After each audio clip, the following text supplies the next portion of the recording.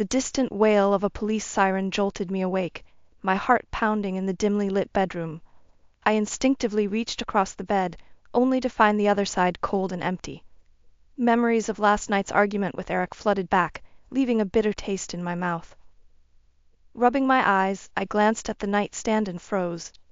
A plain white envelope propped against the lamp caught my attention. With trembling hands, I tore it open to find a note scribbled in my mother's handwriting. "Marla, we've decided to move on and start fresh. Don't try to find us. It's better this way." Those words hit me like a ton of bricks. The air seemingly sucked out of the room.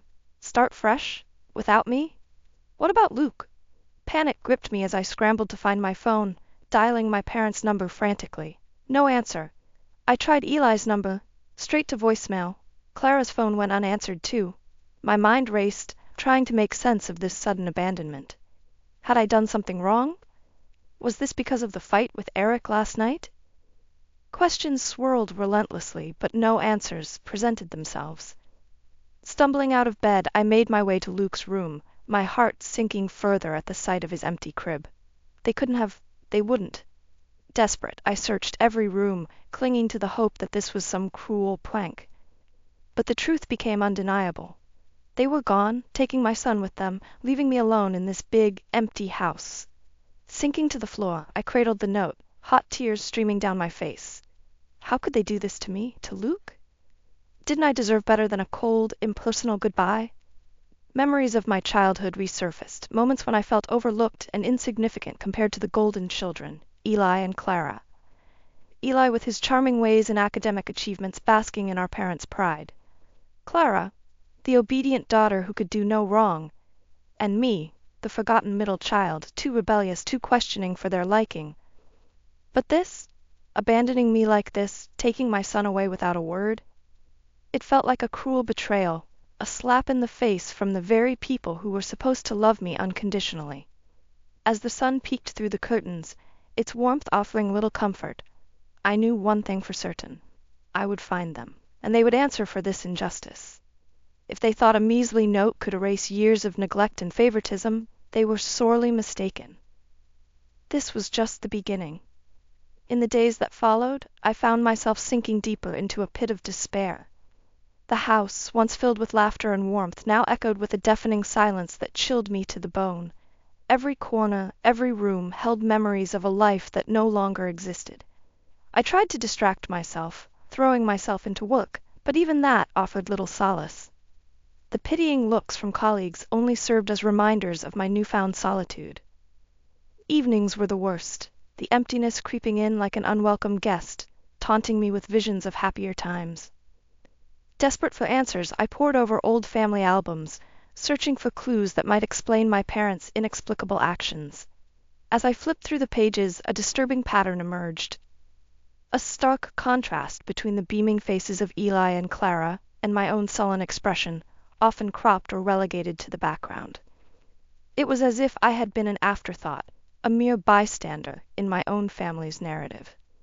Achievements that should have been celebrated were met with indifference, while Eli's every success was lauded as a triumph of parenthood. "Look at our brilliant son," my father would proclaim, his chest puffed with pride. "He's going to make us proud." And Clara, the ever-obedient daughter, could do no wrong in my mother's eyes. "Why can't you be more like your sister?" she'd chide me. "So well-behaved and focused."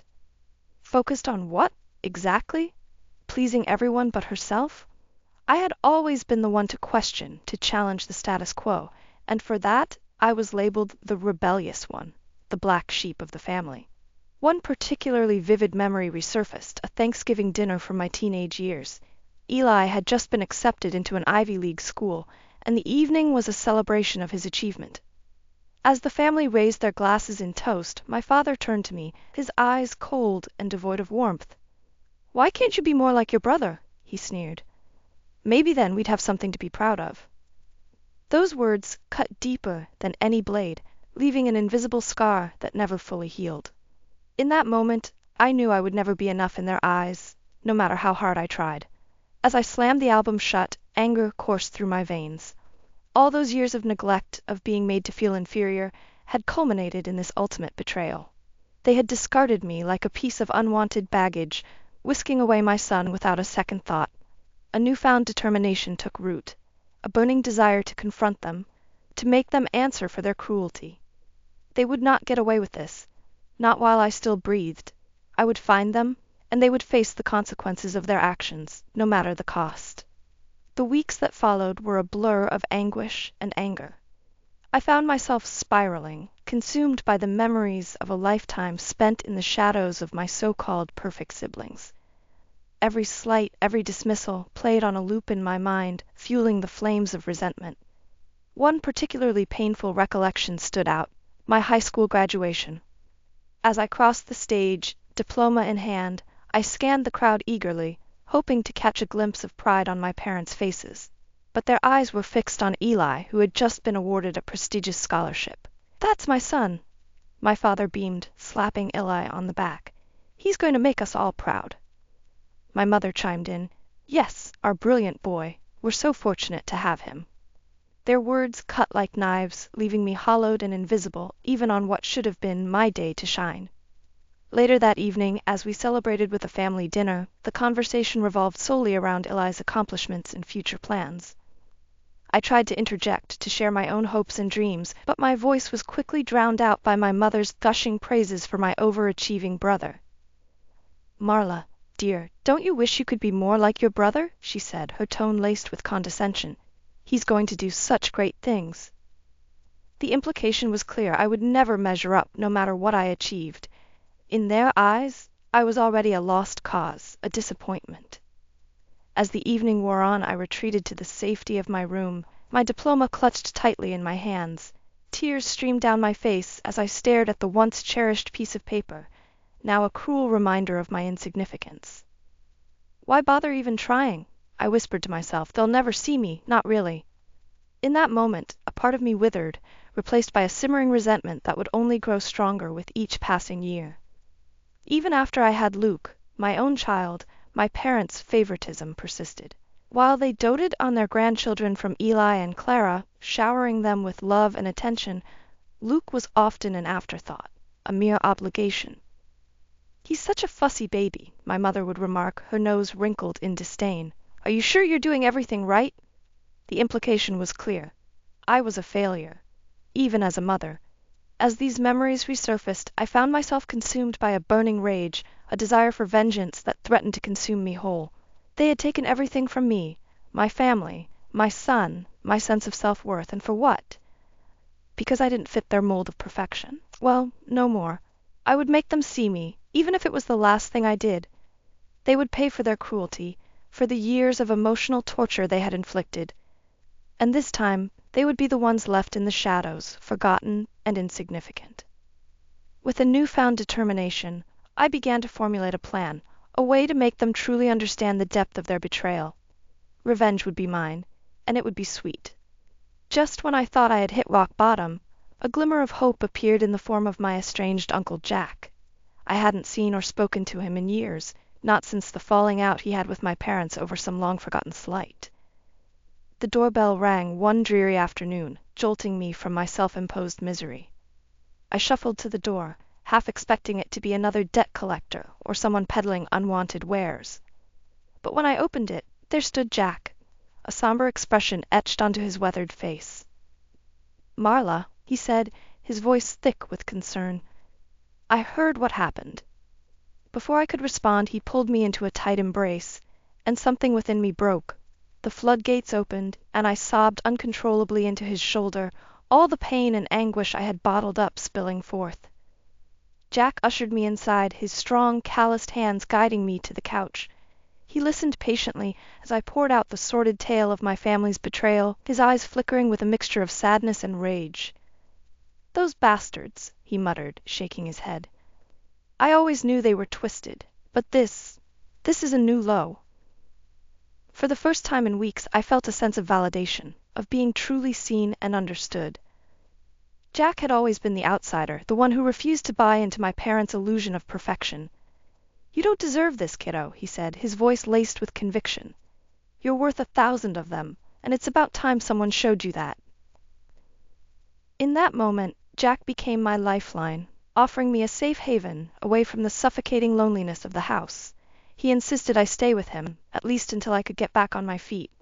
No arguments, he stated firmly when I tried to protest. You need someone in your corner, and I'll be damned if I let those vultures pick over what's left of you. And so, with a heavy heart and a single duffel bag of belongings, I said goodbye to the home that had once been my sanctuary, now tainted by the ghosts of happier times. Jack's modest apartment became my refuge, a place where I could start to piece together the shattered fragments of my life. Over the following weeks, he became my rock, offering unwavering support and guidance as I navigated the turbulent waters of single motherhood and abandonment. He listened without judgment as I shared my deepest fears and insecurities, the wounds inflicted by years of parental neglect. You've got a strength in you, kid, he'd say, his eyes alight with pride. A fire that those fools could never extinguish, no matter how hard they tried. Slowly, with Jack's encouragement, I began to rebuild. I enrolled in night classes, determined to finish the degree I had abandoned years earlier. And as the pieces of my life started to fall into place, a new sense of purpose took root. A burning desire to not just survive, but to thrive, to rise like a phoenix from the ashes of my past. My revenge would come, not through petty vengeance, but through success, a resounding triumph over the doubts and limitations that had been imposed upon me for far too long. And when the time was right, when I had climbed to the heights they never thought possible, I would confront them, and they would be forced to reckon with the woman I had become. Strong, resilient, and unapologetic. The following months were a whirlwind of determination and hard work. With Jack's unwavering support, I threw myself into my studies, determined to make up for lost time. The late nights spent poring over textbooks and cramming for exams became a welcome distraction from the lingering ache of my family's betrayal. "You've got this, kiddo," Jack would say, sliding a fresh cup of coffee across the table as I buried myself in research papers. "Show those bastards what you're really made of." His words fueled me, igniting a fire within that refused to be extinguished. I was no longer the overlooked, underestimated middle child. I was a force to be reckoned with, and I would stop at nothing to prove my worth. As the semesters flew by, my grades soared, and I found myself drawn to the world of entrepreneurship. The idea of building something from the ground up, of carving my own path, resonated deeply within me. It was a chance to shed the shackles of my past and forge a new identity, one defined by my own ambitions and achievements. "I want to start my own business," I confided in Jack one evening, my eyes alight with determination. "Something that's truly mine, something they can't take away from me." Jack's face broke into a wide grin, and he clapped me on the shoulder. "That's my girl," he said, pride evident in his voice.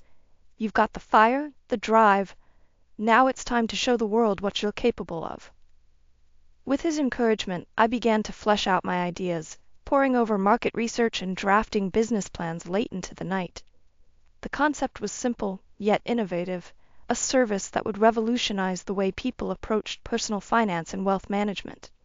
As graduation loomed, I found myself standing before Jack, diploma in hand, a triumphant smile etched across my face. This time, there were no shadows to lurk in, no overbearing expectations to weigh me down. This achievement was mine and mine alone. "I knew you had it in you," Jack said, pulling me into a fierce hug. "Now it's time to take on the world." And take it on I did. With Jack's financial backing and unwavering belief in me, I launched my fledgling business, pouring every ounce of my being into making it a success.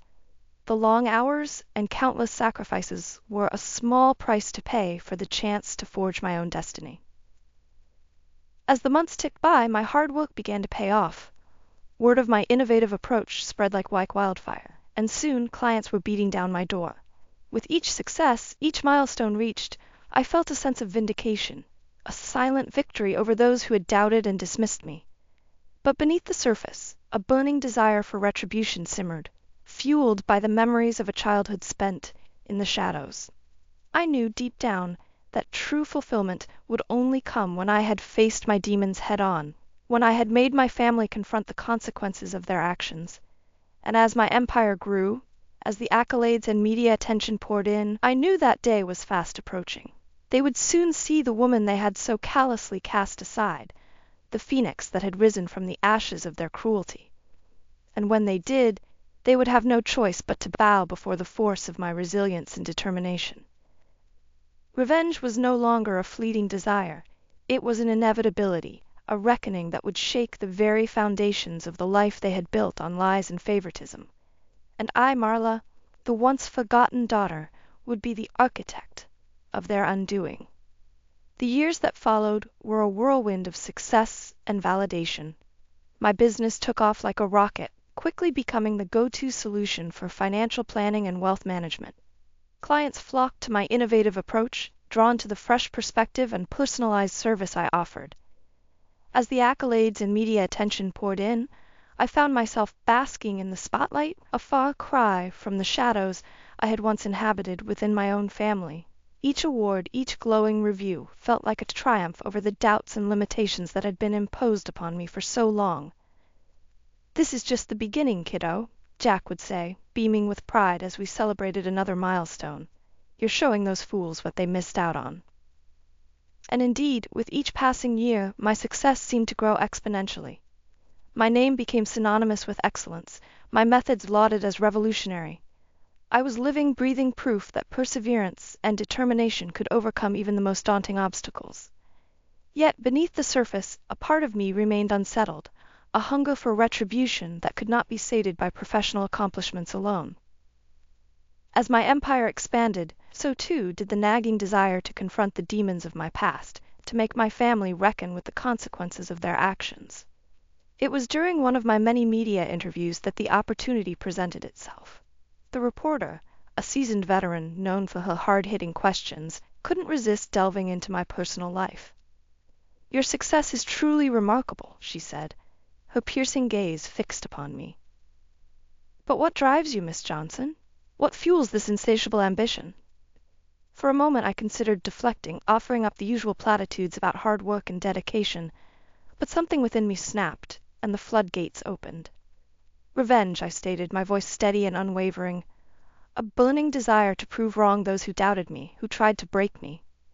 The reporter's eyes widened, and she leaned forward, sensing a juicy story. "Care to elaborate?" And so I did. I laid bare the sordid tale of my childhood, the years spent in the shadows of my perfect siblings, the emotional neglect and manipulation that had left indelible scars. I spoke of the ultimate betrayal, the cold goodbye that had torn my life asunder and set me on this relentless path to success. As the words tumbled out raw and unfiltered, I felt a weight lift from my shoulders.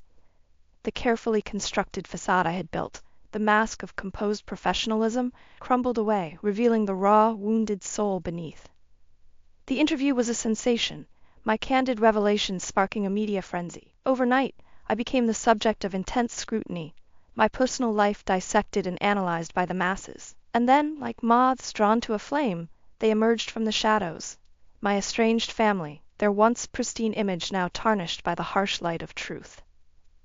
It started with a tentative phone call from Clara, her voice trembling with a mixture of shame and desperation. "Marla," she pleaded, "we need to talk. They're not what they seem." I could sense the vulnerability in her words, the cracks beginning to show in the facade of perfection they had so carefully cultivated.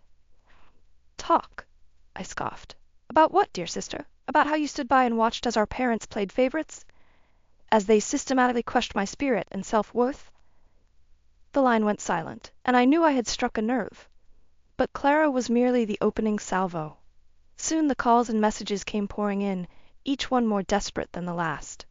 My parents, their once lofty pedestals crumbling beneath the weight of their own lies and manipulation, begged for a chance to explain, to make amends. And in that moment I realized the true depths of my revenge. It wasn't simply about success or triumph. It was about stripping away the illusion they had clung to for so long, laying bare the ugly truth for all to see. With a newfound sense of power, I agreed to meet them, to hear their explanations and excuses. But deep down, I knew that no apology, no justification could ever undo the damage they had wrought. They had sown the seeds of their own destruction, and now they would reap the bitter harvest of their actions. And I, the once forgotten daughter, would be the one to deliver the final blow, the reckoning they had so long avoided. The day of the long-awaited reunion dawned, and I found myself a bundle of mixed emotions: anger, anticipation, and a strange sense of power. After years of being the overlooked, underestimated daughter, the tables had turned, and now they were the ones seeking my approval, my mercy. I had chosen the location carefully. A sleek, upscale restaurant in the heart of the city, a far cry from the cozy, familiar diners of our childhood. This was my domain, my territory, and they would be forced to play by my rules. As I strode through the doors, heads turned, whispers rippling through the hushed murmurs of the patrons. My name, once a mere afterthought, now carried weight, commanding respect and attention. And there they were, huddled at a corner table like errant children summoned before the principal. My parents, their once proud demeanors diminished, their eyes downcast and ashamed. Eli, the golden child, his once charming veneer cracked and worn. And Clara, her mask of perfection slipping, revealing the insecurities that had long festered beneath. "Marla," my mother croaked, her voice trembling, "we're so glad you agreed to meet with us." I said nothing, simply sliding into the empty chair and fixing them with an icy stare. Let them squirm, let them feel the weight of their transgressions bearing down upon them.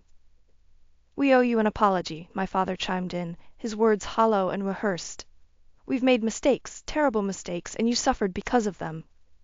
Eli nodded vigorously, his eyes pleading for forgiveness. "We never meant to make you feel lesser, sis. You have to believe that." I wanted to scream, to hurl the catalogue of grievances I had compiled over the years directly in their faces. But I remained silent, allowing the tension to build, the discomfort to fester. It was Clara who finally broke, her carefully constructed facade crumbling as tears streamed down her face. "Please, Marla," she sobbed. "We need your help. We've lost everything, the business, the money, everything. You're our only hope." Ah, there it was, the true reason for this little charade, the desperation that had driven them to seek me out after all these years. Not genuine remorse or a desire to make amends, but the cold, harsh reality of their own failings. A bitter laugh escaped my lips, and I shook my head slowly, savoring the moment. "Help?" I echoed, my voice dripping with contempt. "After everything you've put me through, you have the audacity to ask for my help?" Their faces fell, the weight of their mistakes finally settling upon them like a oppressive shroud. "But you're our daughter," my mother stammered, grasping at straws. "Our flesh and blood. Surely you can find it in your heart to forgive us." Forgive them, after years of emotional neglect, of being made to feel like an afterthought in my own family? The very notion was laughable. "Forgiveness?" I spat, leaning forward, my eyes blazing with barely contained fury. "You want forgiveness? Then you'll have to earn it, on my terms." The words hung in the air, heavy and loaded with implications. They knew, deep down, that this wasn't a simple request for aid. It was a reckoning, a chance for them to atone for the sins of the past. "Anything," Eli pleaded, his once proud demeanor reduced to shameful groveling. "Just name your price." A cruel smile twisted my lips as I surveyed their pathetic, broken forms. The power, the control, was intoxicating, a heady brew of vindication and retribution. "Family counseling," I stated, my voice firm and unyielding. "All of us together, laying bare the ugly truths we've been carrying for far too long. And not just a few sessions, but a true, deep dive into the dysfunctional cesspool that spawned our so-called family." Their faces registered a mixture of shock and horror, but I pressed on, relentless. "And that's just the beginning. If you want my help, if you want a chance at redemption, you'll have to confront the demons you've been running from for years. Every slight, every betrayal, every ounce of pain you've inflicted upon me, it all comes to light. No more secrets, no more lies." The weight of my demands settled upon them, crushing and inescapable. This was their penance, their opportunity to bare their souls and face the consequences of their actions. "Well," I challenged, arching an eyebrow, "what's it going to be? Freedom from the past, or a lifetime of regrets?" In that moment, they knew. The tables had turned, and I held all the cards. Their once perfect family, the veneer of success and unity, had crumbled to dust.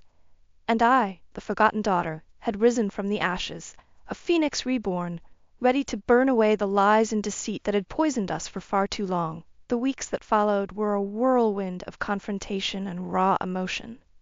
True to my demands, we began family counseling sessions, intense, no-holds-barred explorations into the twisted dynamics that had fractured us for so long.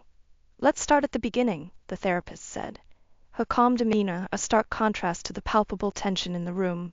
"Marla, share with us your earliest memories of feeling overlooked or neglected." I took a deep breath, steeling myself for the onslaught of painful recollections that threatened to spill forth. Beside me, my parents shifted uncomfortably, their faces etched with apprehension. "I was 7 years old," I began, my voice thick with barely contained emotion. "It was my birthday, and all I wanted was for my parents to be there, to make me feel special, just for one day." The memories came flooding back, raw and vivid. But instead, they were fawning over Ely, praising him for some academic achievement or another. I remember sitting alone in the living room, clutching my teddy bear, listening to the sounds of celebration from the other room. My mother opened her mouth to protest, but the therapist silenced her with a raised hand. "Let her speak," she said, her tone firm yet compassionate. And speak I did, unleashing a torrent of pent-up grievances and resentments that had festered for decades. Each memory, each slight, laid bare for all to witness. The time Clara received a lavish quinceañera while my 16th birthday went unacknowledged. The countless school plays and recitals where my parents' seats remained empty, their attention focused elsewhere. As the words tumbled out, I could see the impact they had, like daggers piercing the delusions my family had clung to for so long. Eli's confident facade cracked, his eyes glistening with unshed tears. Clara, once the perfect daughter, dissolved into quiet sobs, her mask of composure shattered. And my parents? Their reactions were perhaps the most visceral of all. Gone was the smug indifference, the dismissive attitudes that had once been their armor. In its place, a raw, naked vulnerability, a dawning realization of the damage they had wrought. We never meant to make you feel that way," my father stammered, his voice hoarse with emotion. "We were just so focused on their successes, we lost sight of everything else." My mother nodded, her eyes downcast with shame. "We failed you, Marla. We failed as parents, and there's no excuse for that." In that moment, I felt a strange sense of vindication, a twisted form of justice. For years they had brushed aside my feelings, my very existence, in pursuit of their idea of perfection. But now, confronted with the harsh reality of their actions, they had no choice but to face the consequences. The sessions continued, each one peeling back another layer of the toxic familial onion. Resentments were aired, old wounds reopened, and through it all a strange sense of catharsis began to take hold. But even as the healing process began, a part of me remained guarded, wary of their intentions. Were they truly committed to change, or was this simply a last-ditch effort to regain my favor, to secure the financial assistance they so desperately craved? The answer came during one particularly heated session, when the therapist broached the subject of their ultimate betrayal, the cold, impersonal goodbye that had shattered my world. "Why did you do it?" I demanded, my voice trembling with barely contained fury. "Why did you take my son away from me, without a word, without any explanation?" For a moment they were silent, their eyes downcast, ashamed. Then, in a move that surprised us all, Eli spoke up, his voice thick with remorse. "It was my idea," he confessed, his shoulders slumped in defeat. "I was the one who convinced Mom and Dad to cut ties, to start over without the baggage of the past." The revelation hung in the air like a lead weight, suffocating and damning.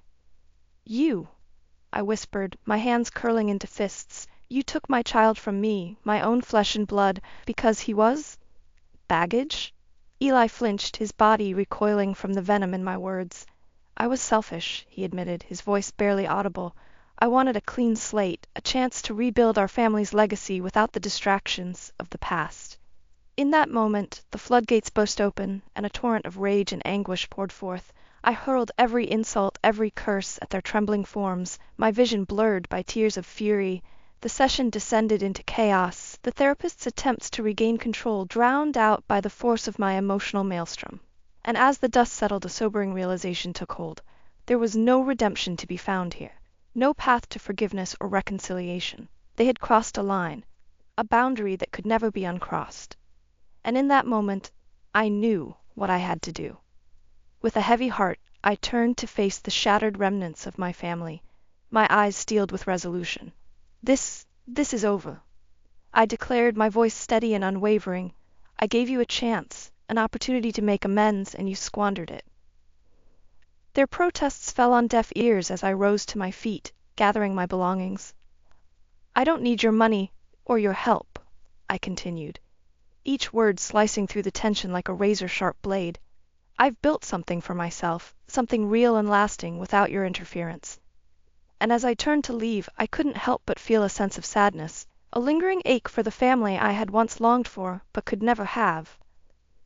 "Goodbye," I whispered, more to myself than to them. "And this time it's for good."